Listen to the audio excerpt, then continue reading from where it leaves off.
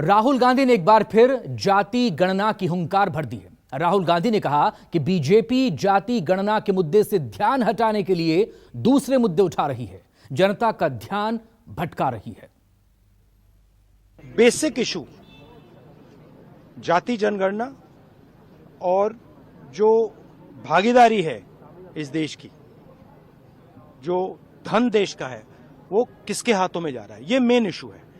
और इस इशू को ये लोग डिस्कस नहीं करना चाहते, इससे डरते हैं, इससे भागते हैं। मगर ये इशू को हम आगे ले जाएंगे और जो गरीब लोगों का हक है वो हम उनको दिलवाएंगे। मध्य प्रदेश पंजे की पकड़ में आ नहीं पाया, राजस्थान में भी रिवाज नहीं टूट पाया, छत्तीसगढ़ भी हाथ से निकल गया। लेकिन जाति आधारित गणना का जो सवाल राहुल गांधी ने चुनाव के पहले उठाया था, नतीजों के बाद भी उसे फिसलने नहीं दिया। संसद के शीतकालीन सत्र में हिस्सा लेने आए कांग्रेस सांसद राहुल गांधी ने फिर उन्हीं प्रश्नों की पोटली खोल दी। मसलन सत्ता तंत्र में ओबीसी की भागीदारी कितनी है? सिर्फ मुख्यमंत्री और प्रधानमंत्री की बात नहीं होनी चाहिए, असल बात यह है कि अधिकारियों की मंडली में ओबीसी कितने हैं।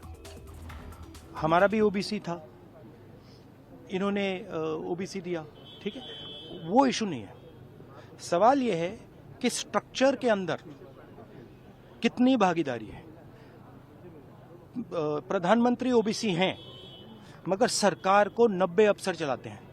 90 अफसर में से 3 ओबीसी हैं और जो ओबीसी हैं उनका कोने में ऑफिस है। तो मेरा पॉइंट है कि सरकार का सिस्टम, हमारा इंस्टीट्यूशनल सिस्टम जो है पूरा का पूरा, उसमें ओबीसी की कितनी भागीदारी है, दलितों की कितनी भागीदारी है, आदिवासियों की कितनी भागीदारी है, ये हिंदुस्तान के सामने मेन सवाल है। ये मेन इशू है। और 24 घंटा ये डिस्ट्रैक्ट करने के लिए कभी जवाहरलाल नेहरू के बारे में बोलेंगे, कभी किसी और के बारे में बोलेंगे। बेशक 5 राज्यों के विधानसभा चुनावों में तेलंगाना को छोड़कर कांग्रेस को बाकी चारों राज्यों में हार का मुंह देखना पड़ा, लेकिन जाति गणना का जो सवाल राहुल ने जोर शोर से उठाया था, उसका असर नतीजों के बाद भी दिख रहा है। बीजेपी ने छत्तीसगढ़ में रमन सिंह को दरकिनार कर आदिवासी नेता को सीएम बनाने का फैसला किया, तो मध्य प्रदेश में भी शिवराज सिंह चौहान की जगह मोहन यादव को नेता चुन लिया। बीजेपी को भी इस बात का एहसास है कि लोकसभा चुनाव में विपक्षी खेमा जाति के मुद्दे पर जोर देगा, लिहाजा उसकी काट अभी से ही तैयार कर लेना होगा। सोमवार को भी राज्यसभा में अमित शाह ने आरोप लगाया कि कांग्रेस ने काका कालेलकर कमेटी की रिपोर्ट को दबाए रखा, तो मल्लिकार्जुन खड़गे अपनी पार्टी के नेता और कर्नाटक के deputy CM DK Shivakumar को बीजेपी से मिला हुआ बता बैठे। मैं कोई कांग्रेस पार्टी ओबीसी विरोधी पार्टी है, इसलिए निश्चित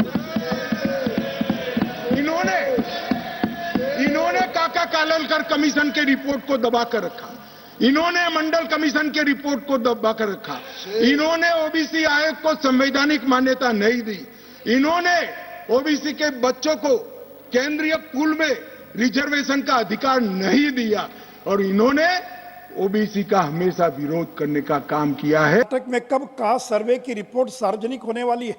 अब तो आपकी सरकार बनी, डिप्टी चीफ मिनिस्टर विरोध कर रहे हो। हाँ, डिप्टी चीफ मिनिस्टर साइन किया मेमोरेंडम पर कि कास्ट सर्वे की रिपोर्ट को डीके शिव कुमार ने सार्वजनिक न किया जाए। अब तो तेलंगाना में आपकी बाद में खड़गे साहब बाद में बोल लीजिएगा। सर मैंने तो आप हमारे डिप्टी चीफ मिनिस्टर ही कास्ट सेंसस को अपोज कर रहे हैं, वो भी कर रहे हैं और इन्हों भी कर रहे हैं। सब लोग मिल जाते हैं अंदर से और दूसरों को ये बोलते हैं आप भी हैं वो भी है। देश की सबसे बड़ी पंचायत से जब देश की सबसे पुरानी पार्टी के मुखिया ने अपने ही नेता पर सवाल उठाया तो सफाई भी आनी ही थी, लेकिन मामला अगड़ा बनाम पिछड़े का था, लिहाजा शिव कुमार के बोल भी बुक्कालिगा नेता की तरह ही रहे।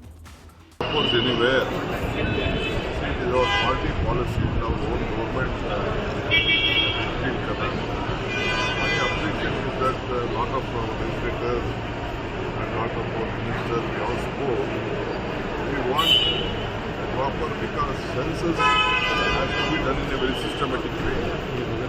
Including my own house, I am not known as Kamal Haasan. I just checking so many registers. You should have in a system because whatever one census happens, they should get the right properly. Whichever the population is. For example, for minorities, as per the population, they will ask the right.